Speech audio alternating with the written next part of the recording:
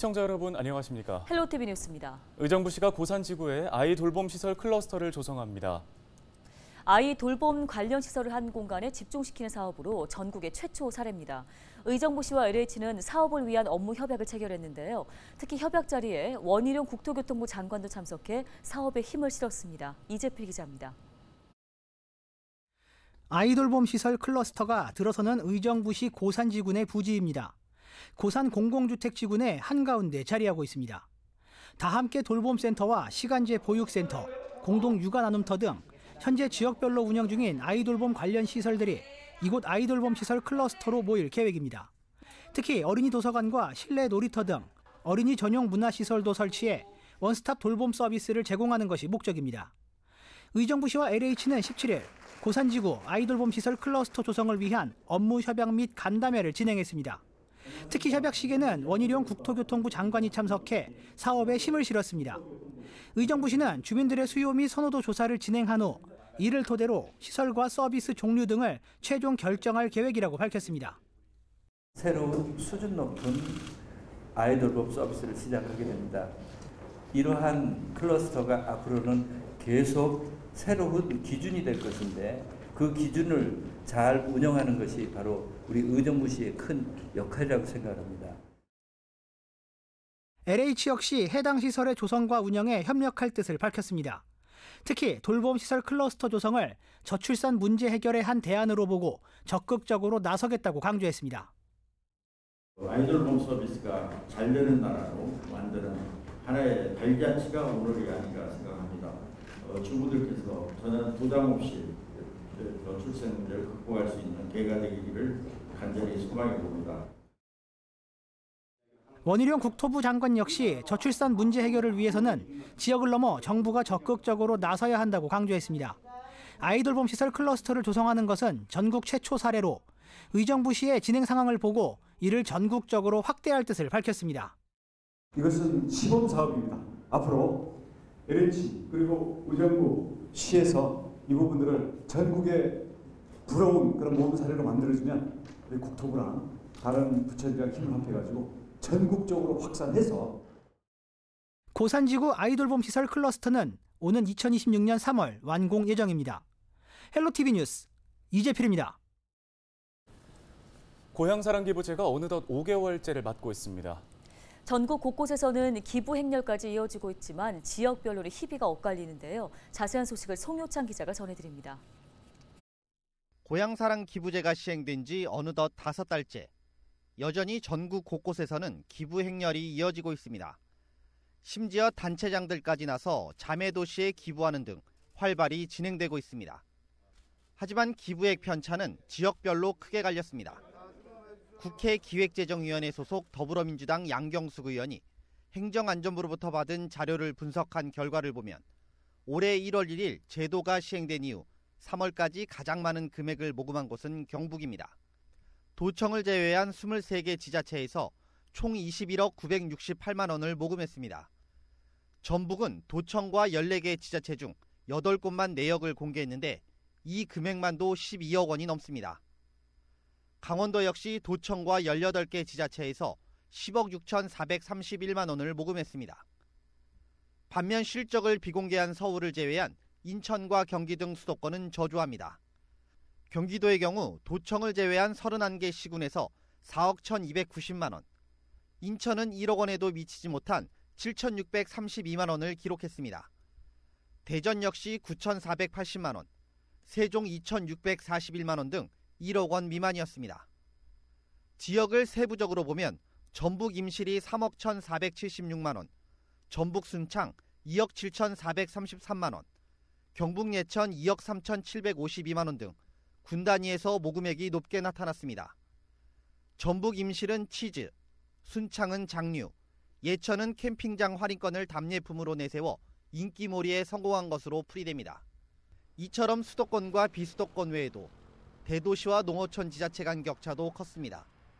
인천의 경우 인구 300만 명 가까이 되지만 1억 원도 채 되지 않았고 대구 역시 200만 명이지만 겨우 1억 원을 넘겼습니다. 반면 5만 명도 채 되지 않는 비수도권 군 단위에서는 이와 비슷하거나 높게 모금됐습니다. 이는 고향사랑기부제가 기본적으로 대도시나 수도권보다는 비수도권의 농촌과 어촌, 산촌 등에 유리하기 때문이라는 분석입니다.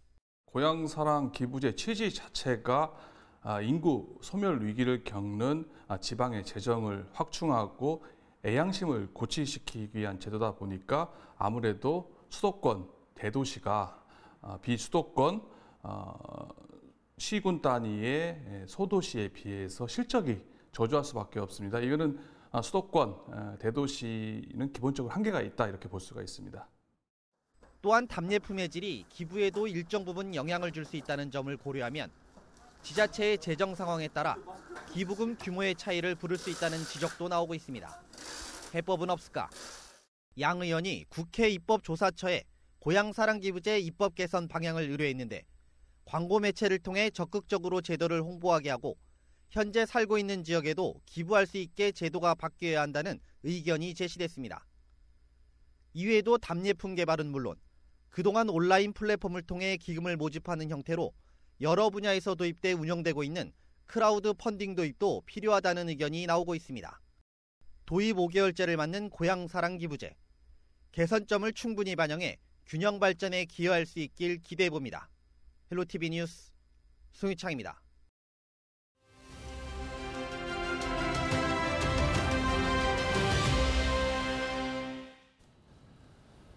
연천이 가진 역사문화 유산을 잘 활용해 지역 경쟁력을 높이자는 제안이 나왔습니다. 네, 박영철 연천군의원 전화 연결해 보겠습니다. 안녕하십니까? 예, 안녕하십니까. 박영철입니다. 예, 먼저 문화유산을 활용하자는 의견을 내놓으셨습니다. 그 얘기를 현재 문화유산이 제대로 활용이 되지 않고 있다는 뜻으로 해석할 수 있을까요? 네, 우리 연천군은 동북아시아에서 최초로 안술리안 주먹도끼를 사용하던 그 구석기 시대부터 고구려, 고려, 조선, 근대 현대사에 이르기까지 많은 보물과 같은 많은 유적지를 보유하고 있음에도 전곡리 구석기 축제와 고구려 성인 호루고루와 당포성 등 일부를 활용하고 있는 수준에 머물고 있어 많이 좀 아쉽습니다. 네, 그렇다면 연천의 문화유산 활용법은 뭐라고 보시나요?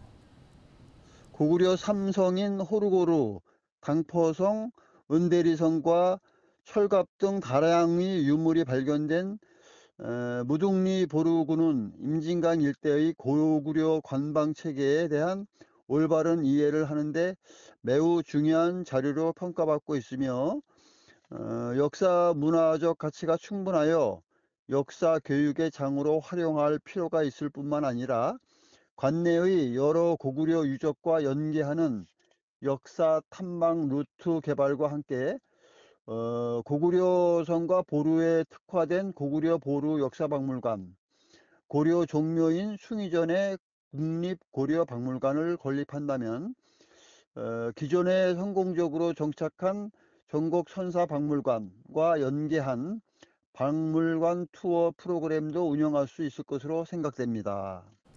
네, 그럼 말씀하신 대로 역사 콘텐츠가 구현된다면 지역에는 어떤 효과들 기대해 볼 수 있을까요? 지역 관광시설과 연계 홍보하여 관광객의 자연스러운 방문을 유도함으로써 국민들에게 연천의 가치를 알리고 지역 경제 활성화에도 크게 기여할 것입니다. 네, 연천이 고구려와 고려의 기상을 재현하기 위해서는 그럼 어떤 노력이 필요하다고 보시는지요?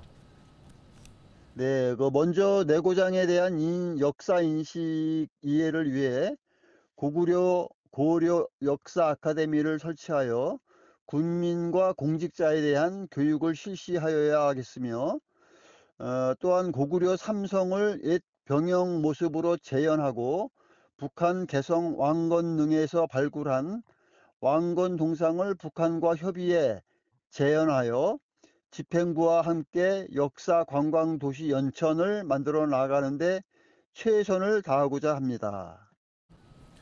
네, 오늘 말씀은 여기까지 듣겠습니다. 박영철 연천군 의원이었습니다.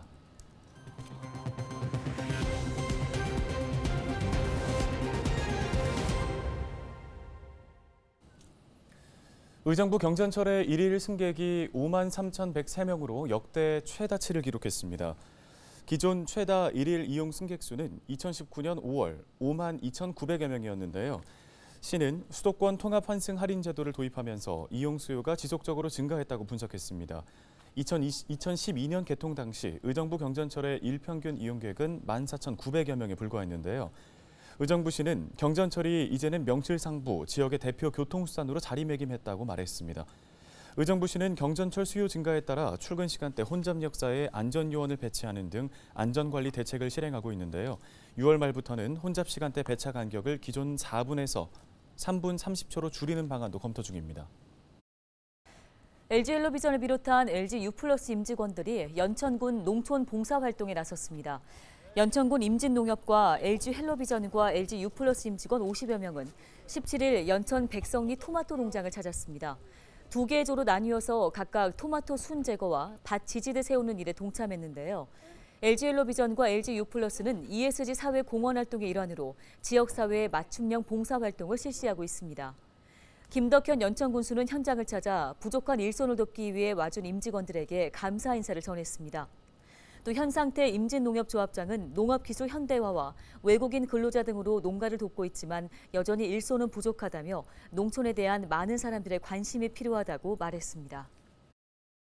지금 농촌에는 인력 구하기가 정말 어려운 부분이거든요. 이렇게 도시에서 함께하는 농촌 지원 봉사를 해줌으로 인해서 농가들에는 기쁨이, 또 오셔서 도와주시는 분들은 보람을 느낄 수 있는 그런 날이 되기를 바라겠습니다.